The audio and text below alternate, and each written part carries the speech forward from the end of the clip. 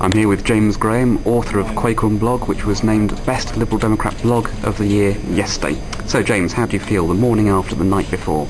Well, probably better than most people, because unlike most people at the conference who went out on the piss, I quickly came home and started blogging, which I suppose is why I'm the blogger of the year. But so I was up till 2 a.m. Writing all about Min Campbell. That is some dedication. What do you reckon the impact of blogs on the Liberal Democrat Party is?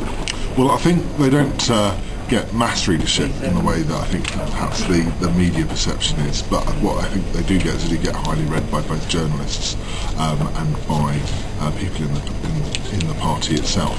So I think it's quite useful in terms of promoting ideas and even spreading dissent within the party. And I think that can only be creative if all we ever have is a relationship in the party where there's not that kind of open dynamic conversation between the party at the top and the party at the bottom.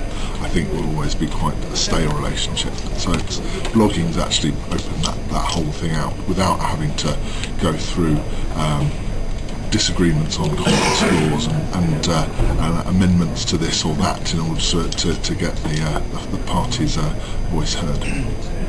What advice would you give to anyone who was thinking of starting up a Lib Dem blog? Keep it simple to start with. I started on Blogger. Everyone else that I think has been successful started off basically using the most basic free service. You can be up and running within 5 minutes. But also, as I said last night, be perverse, cause trouble. Don't think too much about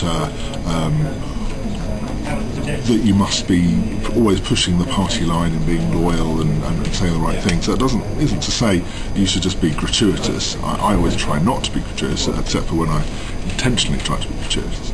But you should basically try and be as independently minded as possible and not be afraid of the idea that this is going to cause the party embarrassment because you've said this or that. That said, I have to say someone like me who has no political ambitions is at an advantage compared to someone who's, say, maybe a councillor or a PPC. So they may have to be more circumspect, but work from the basics and cause trouble. And what have you been blogging about this morning?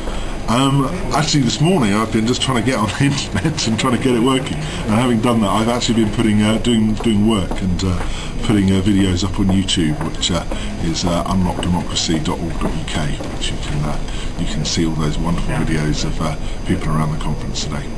James Graham, author of Quakeon blog. Thank you very much.